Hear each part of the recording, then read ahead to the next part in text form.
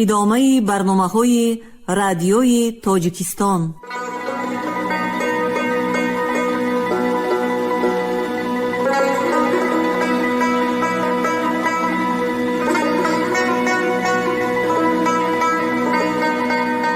السلام علیکم شنونده های گرامی، با توجه شما گفتاری ادبی از سلسله خوانش بدیعی اثر نویسنده بزرگ تاجیک صدرالدین عینی، یادداشت‌ها در قرائت عبدالرشید خوجامقلوف. قسم پنجم، گفتاری 129.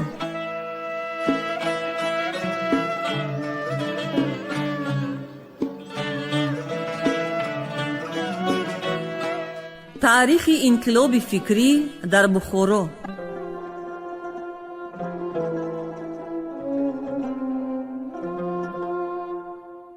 امسال بسته شدن مکاتب مثل بسته شدن سال 1328 نبود، بلکه در بخارا خیلی ترقی خواه و معارف پرور رسیده بود که هر کدامشان به طریق خصوصی طلبه می خواندند و تشبسات علمی و اجتماعی می کردند. بعضی قضات و حکام بیرون بخارا هم معلم خصوصی نگاه داشته اولاد و اهداف خود را می خواندند. از این جمله میر اکرام مخدوم صدور برادر قاضی میر برهان الدین و میرزا غلام قادری تقصابه را به طریق مثال نشان داده می توانیم. در ماه ربیع الاول 1332 به طریق شرکت اسهام در بخارا کتابخانه معرفت گشاده شده در نشر آثار و جراید خدمت می کرد. در 15 شعبان 1332 به طریق شرکت اسهام تجارتخانه به نام برکت گشاده شده، گویا که به طریق شرکت تجارت کردن را به مردم نشان می داد. در رمضان 1332 مطابق ایول 1914 محاربه عمومی اعلان یافته عالم رنگ دیگر گرفت. در کتاب تاریخ دنیا بابهای تازه گشاده شد. در سنه 1333 و 1334 هجری از ترقی پروران بخارا کار نمایان سر بر نزد. هر کس به مطالعه اخبار این حرب عالمسوز و عبرت گرفتن از این واقعات جهانگداز مشغول بود.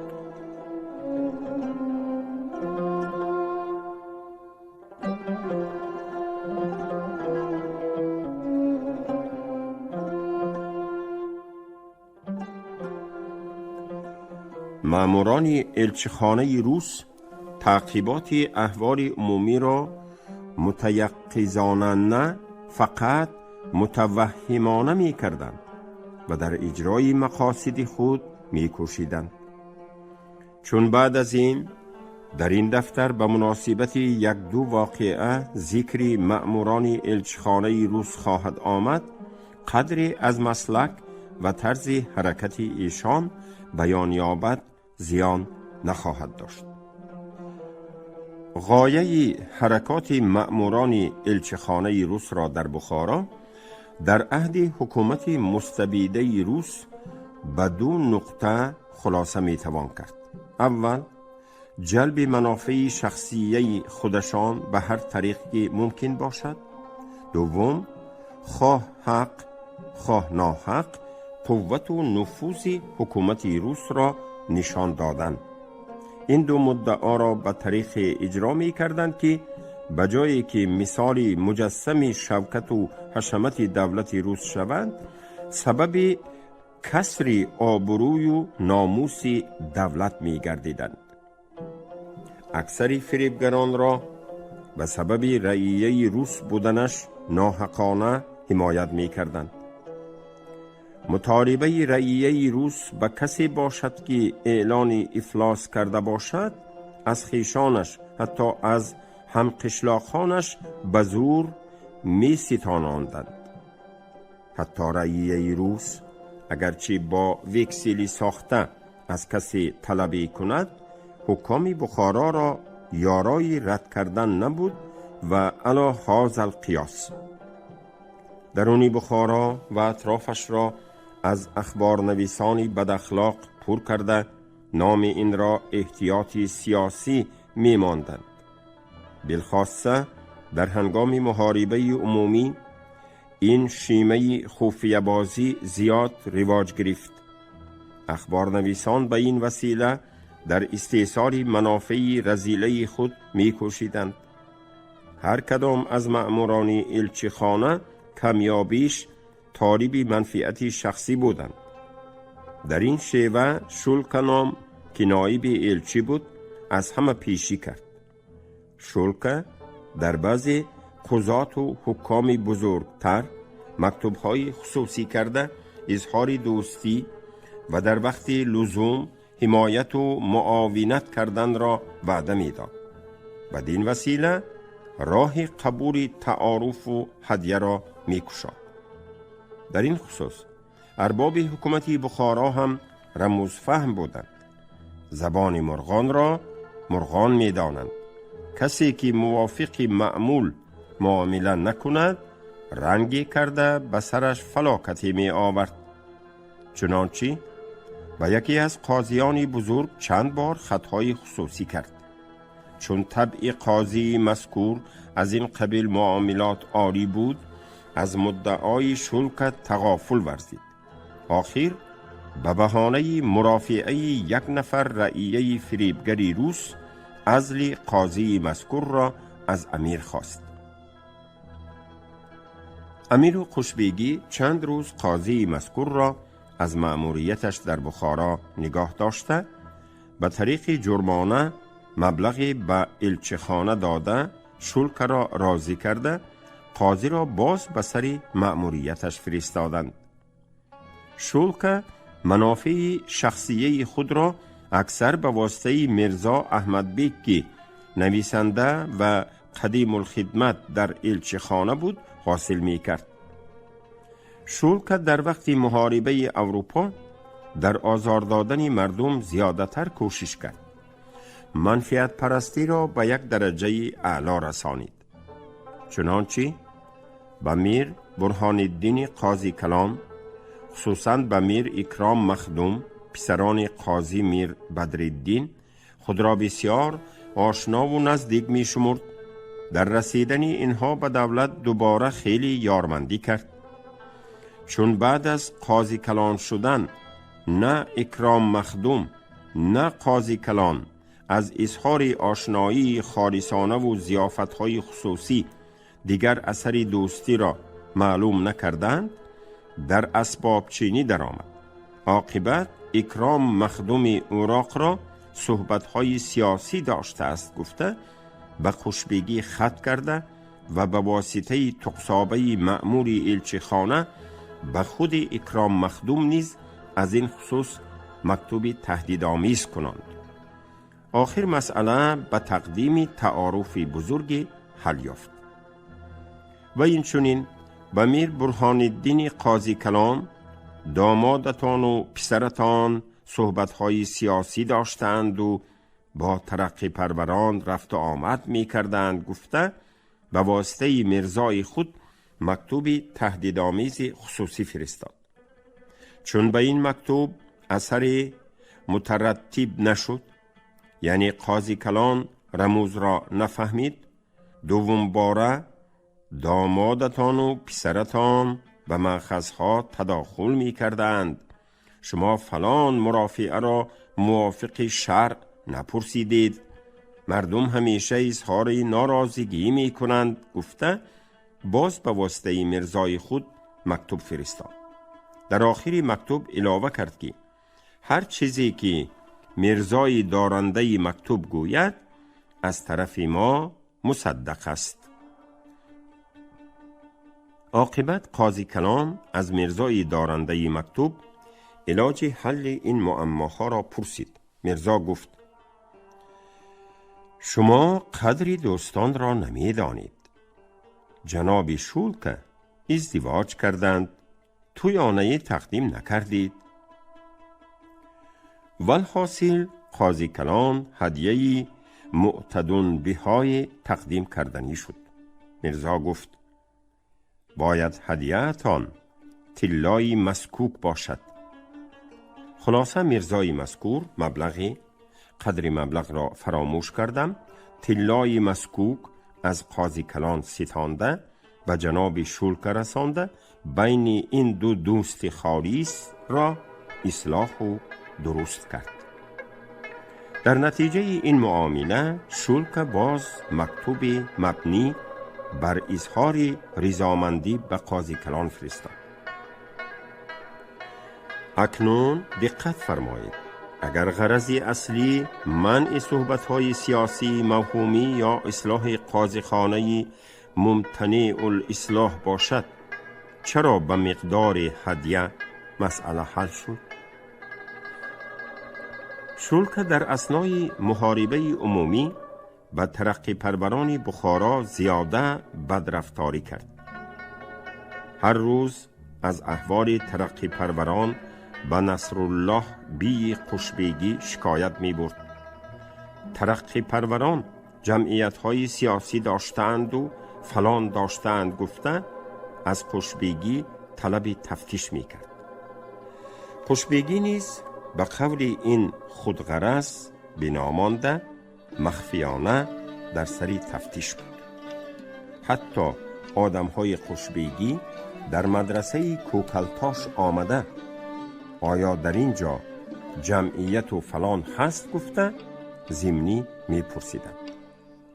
شبها مخفیانه در مدرسه گوش می دادند و حالان که احوال مدرسه کوکلتاش به فقیر کماکان معلوم بود. یک جریده خان خودم بودم که به حجره من کسی نمی آمد و از احوال سیاسی و محاربه کسی از من سؤالی کرده جوابی نمی شنید. باقی طلبه و ملاها اگر در حجره جمع شوند مشغولیتشان غزلخوانی یا شکایت از نرسیدن وقف و مأخذ بود و بس. در فصل تابستان 1337 شولکه به داخل روسیه رفت. تا بازگشته آمدنش بخارا از این گونه تحقیق و تفتیشات بی‌معنی آسوده بود. فصل تیر ماه فقیر در تمان خجدوان بودم که یکی از احباب در بازار خجدوان خبری از روسیه به بخارا آمدن شولکه را به من رساند. در جواب گفتم آیا هنوز یگان واقعی تازه ایجاد نکرده است؟ دوستم گفت حاضر 3 روز شد که به بخارا آمد. دیروز به زیارت‌های رسمی مشغول بود. احتمال بعد از این واقعی ایجاد کند. بعد از 2 روز این مصاحبه فقیر بخارا آمده. بعد از غروب داخل مدرسه کوکلتاش شدم. مؤذن مدرسه گفت امروز شما را شاگرد پیشه قشبیگی سراغ کرده آمده بود. بنده از این خبر به فراست روح شناسی مقرر کردم که جناب شولکه بازی انگیخته است. برای استخبار پیش یکی از دوستانم رفتم. گفت امروز قشبیگی کسی بسیاری را به حضور خود طلب کرده، شما چرا صحبت‌های سیاسی و جریده خوانی می کرده ایتان؟ گفته تنبیه کرد. نامی تو نیز در آن ذیل بوده است. همانا آدم قشبیگی برای همین مطلب سراغت کرده باشد. فقیر شب را در حجره خود گذرانده صبح پیش نصرالله بی قشبیگی رفتم. قشبیگی شخصا مرا نمی شناخت. سلام داده نشستم. قشبیگی جویای مطلب شد. گفتم فقیر فلانیم. دیروز از صحرا آمده شنیدم که از طرف جناب شما سراغ شده بودم. اینک به خدمت رسیدم. قشبیگی از پیش زانوی خود پارچه کاغذی را گرفته بعد از نظر انداختن به کاغذ به من گفت اسرار نویس های روس چند نفر اشخاص را نوشتند که آنها جریده می خوانند و صحبت‌های سیاسی دارند و از شکست دولت روس و از غلبه ترک و آلمان سخن می رانند. شما را هم در مرتبه سوم همین اشخاص نوشتند. در جواب گفتم فقیر با مردم مخالطت ندارم و کسی به حجره من نمی آید. به این قول من اهالی مدرسه کوکلتاش شاهدند و خودم نیز به خانه کسی نمی روم الا در خانه میرزا محی الدین که چند سال باز با او رفت و آمد و مخالطت دارم. قشبیگی گفت با عبدالرؤوف فطرت مخالطت دارید یعنی؟ گفتم فطرت را خوب می شناسم و حالدان هستم. او نیز مرا می شناسد، لیکن تا حال نه او حجره مرا دیده است و نه من خانه او را دیدم. قشبیگی گفت با کتابخانه معرفت رفت و آمد دارید یعنی؟ گفتم با کتابخانه هر روز برای کاغذ و کتاب خریدن و قلم و سیاهی گرفتن می روم، لیکن در آنجا نشسته با کسی صحبت نآراستم.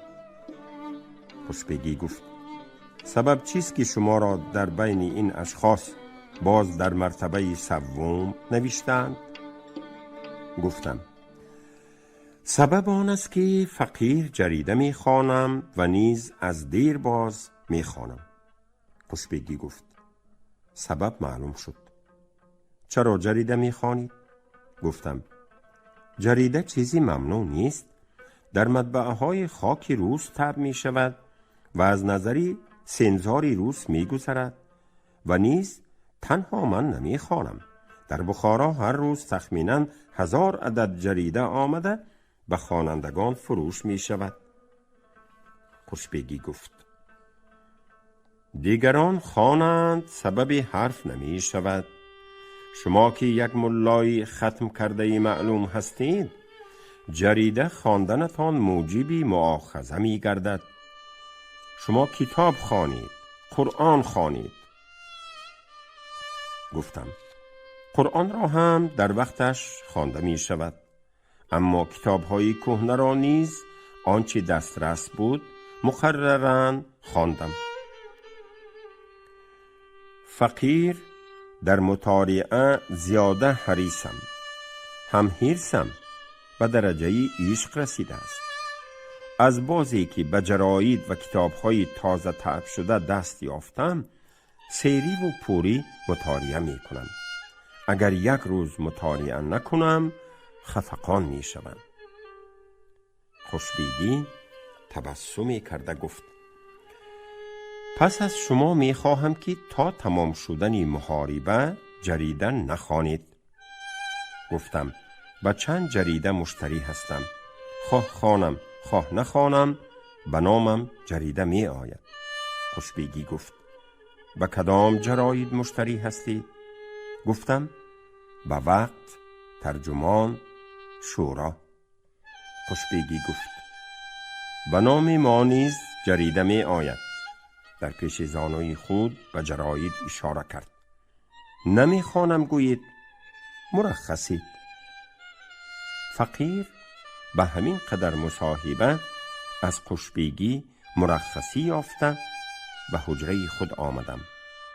معلوم شد که در این واقعه میرزا صحبا بی، حاجی دادخواه قاضی بیکی تقصابه، پسری میرزای ارگنجی، حاجی عبدالستاری دلال، میرزا عبدالواحید منظیم، محی الدین مخدوم، امین جان مخدوم و احمد جان مخدومی حمدی و غیرهم کسی بسیاری را نوشته بودند.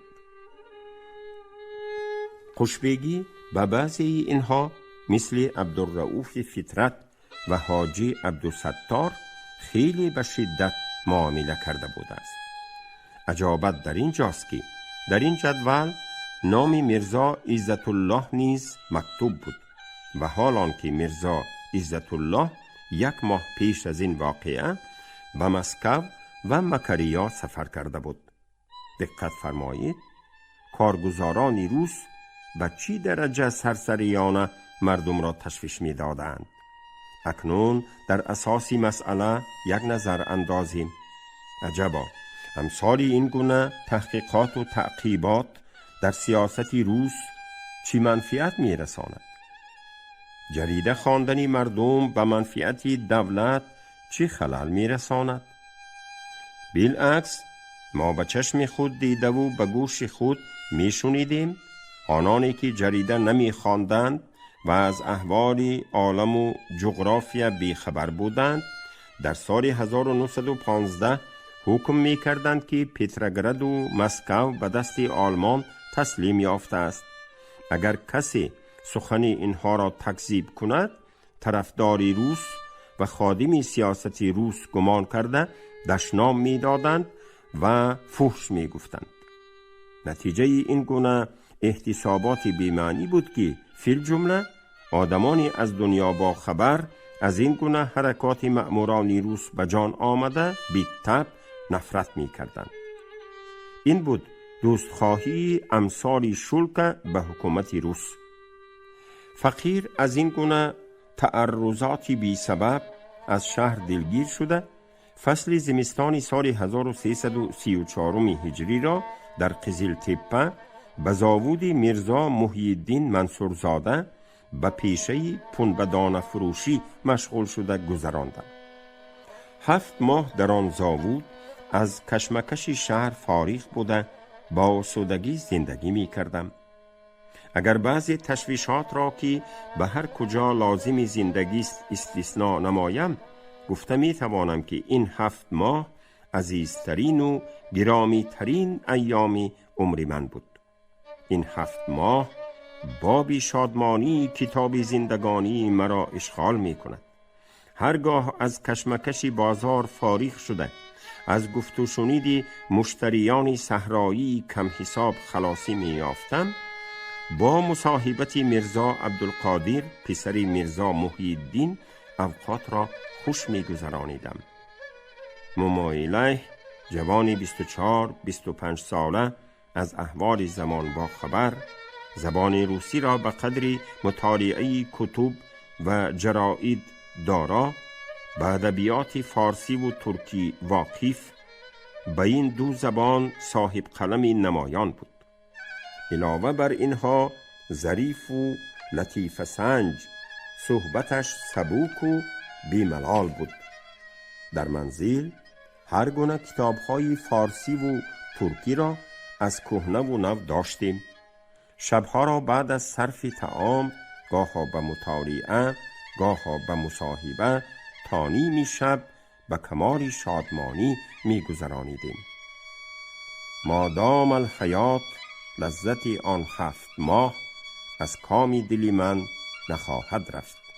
آن ایام را اگرچه عودت محال است، همیشه یاد خواهم کرد. بیت: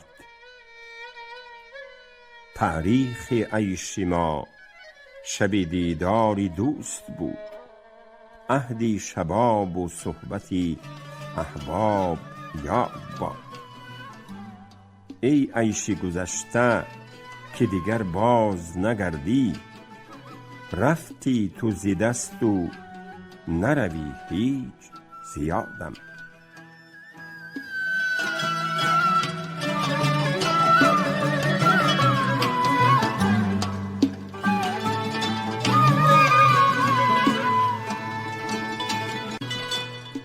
فصل زمستان 1335 نیز می خواستم به پیشه تجارت مشغول شده از بخارا بیرون باشم، لیکن در مدرسه خیابان مدرسم کردم. ناچار این زمستان را به شهر گذرانیدم. در اوایل بهار دیدم آنچه دیدم.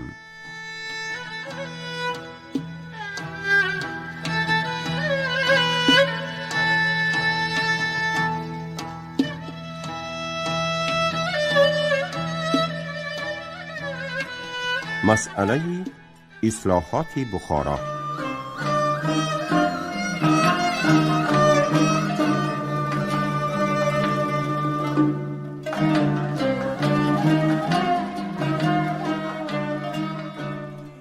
در زمان سابق هرچند اداره حکومت بخارا مطلقه هم باشد، برای صاحب علمای حقا شریعت را اساس گرفته امیران عادل حقوق عبادالله را به قدر امکان از مأموران متغلبه محافظت می کردند. کم کم علما مداهنه‌کار شده، امرا نیز به کیف خود از نام شریعت حکم می کردگی شدند. در عهد امیر عبدالاحد خان قضات و حکام خیلی خودسر شده بودند. در اواسط عهد امیر مرحوم مذکور لگافیت نام از محرران روس به عنوان مملکتی بی حقوق کتابی نوشته سوی اداره حکومت بخارا را تشریح داده نشر کرد. بعد از این در مطبوعات روس و مسلمان به هر مناسبت اصول اداره حکومت بخارا موضوع بحث شده تنقیدهای سخت می‌دید. هرگاه که در مطبوعات از این قسم بحث می‌رفت، افکار عمومیه روس‌ها و مسلمانان روسیه در تهیج آمده اصلاح حکومت بخارا را از نمایندگان روس که وسیع و حامی حکومت بخارا بودند طلب می‌کردند. نمایندگان روس نیز به اجبار افکار عمومیه از حکومت بخارا اصلاحات طلب می‌کردند و لایحه‌ای در این باب تقدیم می‌نمودند. حکومت بخارا یک فرمان عمومی غیر معین برآورده به حکام و قضات بر رعیت جور نکنید، خراج را زیاده نگیرید، در وثایق از 1005 گیرید گفته امر می‌کرد. به حال آنکه امثال این فرمانهای روی کاغذی در یرلیغ ایشان مع زیادات شریفه نوشتگی بود. مادام که مندرجات یرلیغ در عمل نآید، تا کجاها به عمل آمدن این فرمانهای فوق العاده خود به خود معلوم می شود. هرچی باشد نمایندگان روس هم به همین قدر کفایه می کردند. در مطبوعات نیز فرمان مذاکره یافته چند گاهی به افکار عمومیه را قناعت حاصل می شد.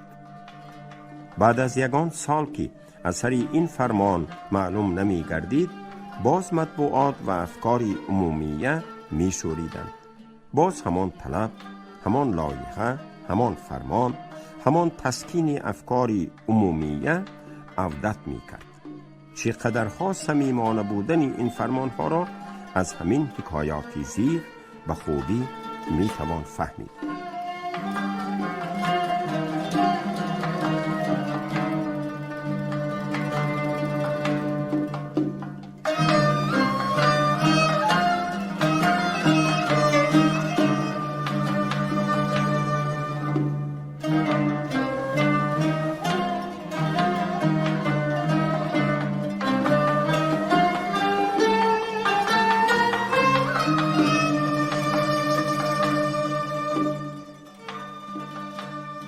شما گفتار 129 را از روی اثر نویسنده بزرگ تاجیک صدرالدین عینی یادداشت‌ها شنیدید.